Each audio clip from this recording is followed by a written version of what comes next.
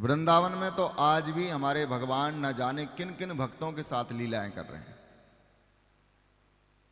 एक वृंदावन की सच्ची घटना है कि वृंदावन में एक गुरुजी रहते थे, उनके कई शिष्य थे। इतने शिष्य थे, उनमें से कई शिष्य तो बड़े पढ़े लिखे थे, पर एक शिष्य बड़ा सरल स्वभाव का था, भोंदू, जिसका नाम था भोंदू। क्या नाम था? भोंदू। भोंदू एकदम भोला।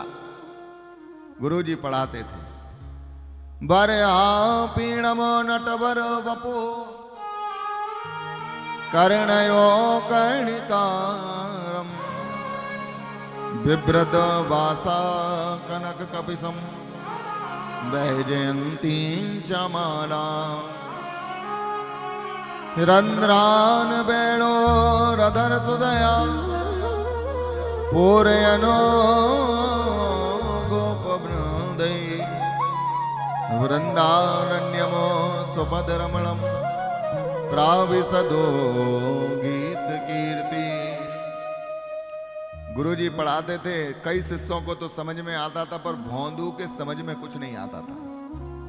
अब गुरुजी ज्ञान की बातें करते थे, कभी कोई पुराण पढ़ाते थे, कभी कोई पुराण पढ़ाते थे, कभी भागवत जी पढ़ाते थे। अब बेचारा सरल सा वक्त, उसे क्या समझ में आए। पर एक दिन गुरुजी बता रहे थे कि आज भी भांडीर वन में हमारे श्याम सुंदर गैया चराने आते हैं। भांडीर वन देखा आप लोगों ने? ब्रज 84 में हम लोग गए थे, तो भांडीर वन जहां पर राधा रानी और श्याम सुंदर का विवाह हुआ है, ब्रह्मा जी ने जहां पर विवाह किया है, वही भांडीर वन। आज भी गैया चराते हैं, वहां आते हैं डेली। अब भोंदू के दिमाग में एक ही बात फीड हो गई कि कैसे भी करके हम भी वहीं गैया चराने जाएंगे, और जब श्याम सुंदर आएंगे तो हमें भी दर्शन मिलेंगे। अब कैसे कहे गुरुजी से, कई दिन व्यतीत हो गए। एक दिन गुरुजी से बोला भोंदू, बोले गुरुजी आप जो पढ़ाते हो वो मुझे समझ में नहीं आता, आप तो हम पे इतनी कृपा कर दो, मुझे मेरी पढ़ने लिखने में कोई रुचि नहीं है। बोले तो फिर क्या करेगा, आश्रम से चला जा। बोले नहीं गुरुजी, आश्रम से मत निकालो, पर ये जो आपकी गैया है ना, मैं इनकी सेवा कर लूंगा। अच्छा क्या करेगा? बोले बस तुम गैयन को मेरे हवाले कर दो, और मैं भी गैयों को चराने जाऊंगा बाहर। बोले जैसे आपने सुनाया था कि भगवान नंगे पैर चलकर गायों को चराते थे, बोले ये भोंदू भी भगवान की तरह गायों को चराएगा। बोले ठीक है भैया, अच्छा सेवक मिला है, जा तू गायों की सेवा कर ले। आज सुबह सुबह भोंदू जल्दी जल्दी स्नान किया, श्याम सुंदर की छवि आंखों में है भोंदू के, और गायों को लेकर भांडीर वन की तरफ बढ़ गया। ओम नमो भगवते वासुदेवाय, ओम नमो भगवते वासुदेवाय। और भोंदू जब भांडीर वन में पहुंचा तो क्या देखा? बोले एक दिन व्यतीत हो गया, भोंदू 4 रोटी लेके जाता था। कितनी रोटी? 4। आज अचार के साथ भोंदू ने रोटियां खाई, पर कोई श्याम सुंदर दिखाई नहीं दिए। कल भोंदू फिर जल्दी उठा और फिर पहुंचा भांडीर वन। अब भांडीर वन भी बहुत बड़ा है, अनेक अनेक जगह पे वृक्षों के नीचे भोंदू घूम रहा है कि आज श्याम सुंदर दिखेंगे, आज श्याम सुंदर दिखेंगे। पर 1-2 महीने व्यतीत हो गए, श्याम सुंदर दिखाई नहीं दिए। आज जब भोंदू पहुंचा तो आंखों में आंसू हैं कि हे श्याम सुंदर, बस एक बार तो मुझे दर्शन दे दो। हमें मृत्यु पर भी यकीन है और उन पर भी एतवार है। हमें मृत्यु पर भी यकीन है और उन पर भी एतवार है।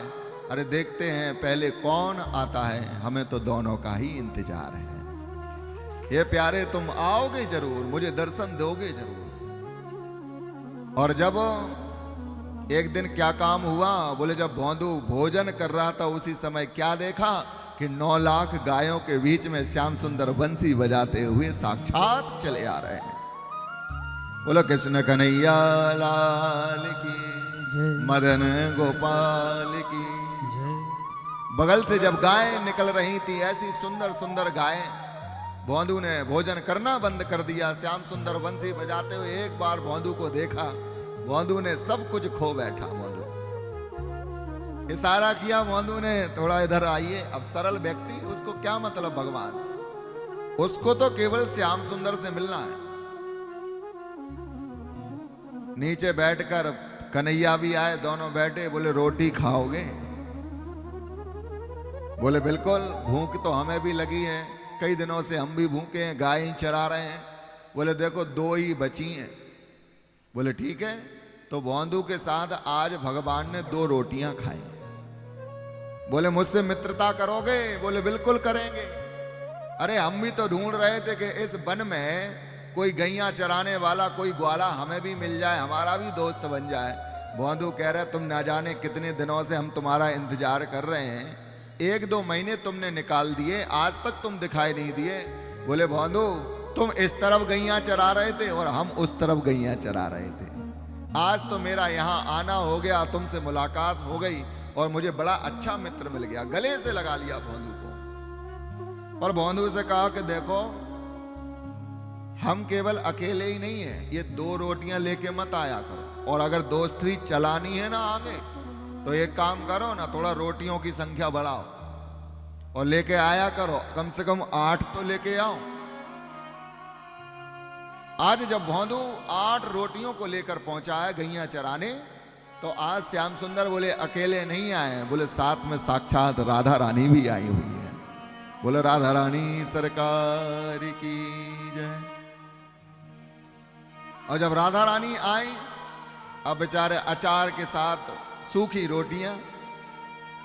बोले भगवान, बोले जब भक्तों का भाव होता है ना, बोले 56 भोगों को भी त्याग देते हैं कि वहां शेष की सैया पर चैन नहीं, यहां नित्य फिरे ब्रज में लुढ़को,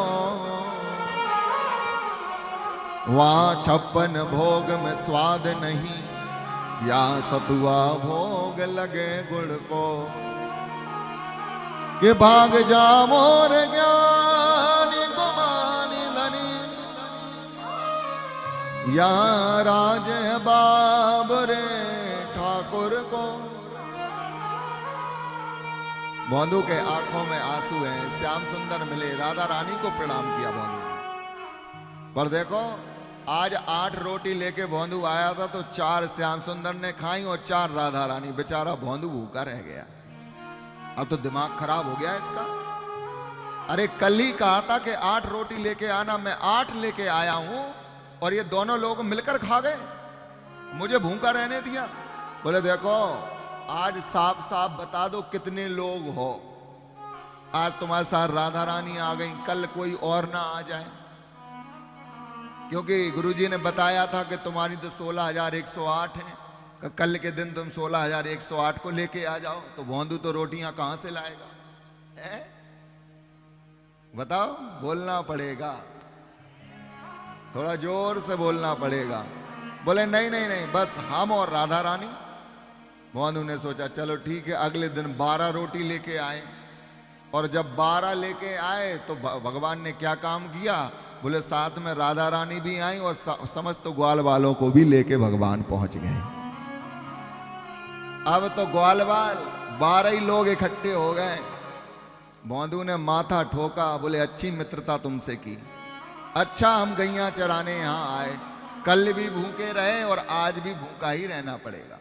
पर भोंदू ने कहा कि आज मैं भी रोटियां खाऊंगा साथ में, जितनी बटेंगी मैं भी लूंगा। 12 लोग थे, 12 को एक एक बटी, साथ में बैठकर बनभोज की लीला हुई।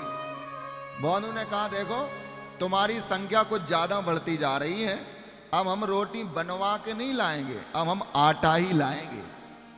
तो ज्यादा संख्या बढ़ा रहे हो तो मिलके पहले बनाओ।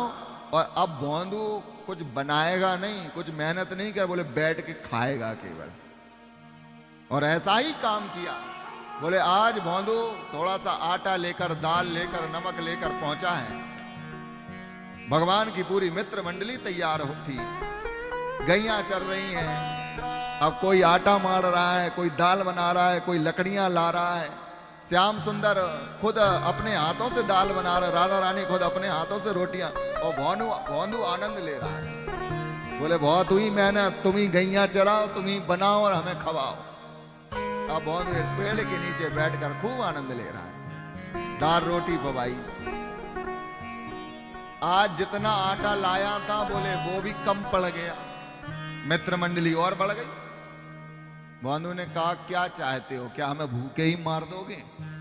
ये खा पी के मैंने इतना मोटा शरीर बनाया है और तुमने 3-4 दिन तो हो ही गए, तुमने हमें भूखा मार दिया। अब बता दो अच्छे से कितने लोग हो, अच्छे से बताओ, तुम उतना ही लेके आएंगे। बोले भौंदू कल से 20 किलो आटा लेके आओ, संख्या बढ़ रही है। आज भौंदू ने जब भंडारी से 20 किलो आटा मांगा, दाल मांगी और नमक मांगा, तो भंडारी ने गुरुजी से शिकायत कर दी। बोले देखो ऐसा ही हाल रहा और ऐसे ही तुमने गैया चरवाई गुरुजी, तो भंडारा एक दिन खाली हो जाएगा। बोले भौंदू ने 4 रोटियों से चालू किया, 8 हुई, 12 हुई, 16 हुई, 5 किलो आटा हुआ, 10 किलो आटा हुआ, अब 20 किलो आटा हो गया है। अब बताओ कैसे हम पूर्ति करें? गुरुजी ने सोचा अरे भौंदू अकेला होता तो क्या इतना खा जाता? लगता है कि भौंदू की संगति बढ़ गई है, कुछ और लोग जाने लगे भौंदू के साथ, इसलिए आटा खपत ज्यादा हो रही। भौंदू से पूछा कि भौंदू ये इतना आटा लेकर तू कहां जाता है? तू गायें चराता कि सब गायों को ही खिला देता है? बोले नहीं गुरुजी आपकी बड़ी मेहरबानी है, मैं तो आपको बताना भूल ही गया। अरे ये आटा ना तो मैं किसी और को खिलाता हूँ ना गायों को खिलाता हूँ। बोले ये आटा श्याम सुंदर को ही साक्षात मैं खिलाता हूँ। राधा रानी आती हैं, बाल गोपाल आते हैं, सब मिलके बनाते हैं और खाते हैं। बोले कब से चल रहा है वैसे? बोले कब से नहीं, पूरा 1 महीना होगा जब से लगातार वो ही बना रहे हैं और हम तो आनंद ले रहे हैं गुरुजी। हम तो बैठ जाते हैं आराम से और बैठकर खूब आनंद लेते हैं, खूब खाते हैं। आज गुरुजी को विश्वास हुआ कि ये भौंदू कभी जीवन में झूठ नहीं बोलता है। ये झूठ नहीं कह रहा, मुझे लगता है कि साक्षात गोविंद ने इसे दर्शन दे दिए। गुरुजी ने के आंखों में आंसू आ गए। बोले भौंदू अरे 20 किलो आटा नहीं, तू भले ही 40 किलो आटा ले जा, पर एक बार श्याम सुंदर से कहो कि वो आश्रम में आके पावे।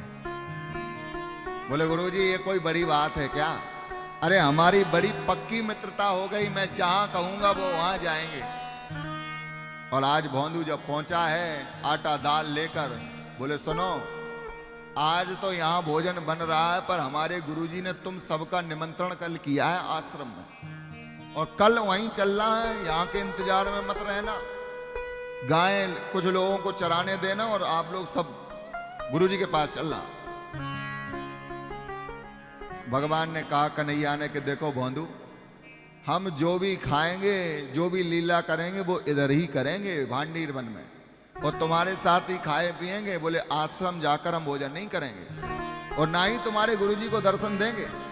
बोले देखो अगर हमारे गुरुजी को दर्शन नहीं दोगे तो ना तो ये आटा मिलेगा और ना दाल मिलेगी, और आज से अपनी कुट्टी, कोई मित्रता नहीं है।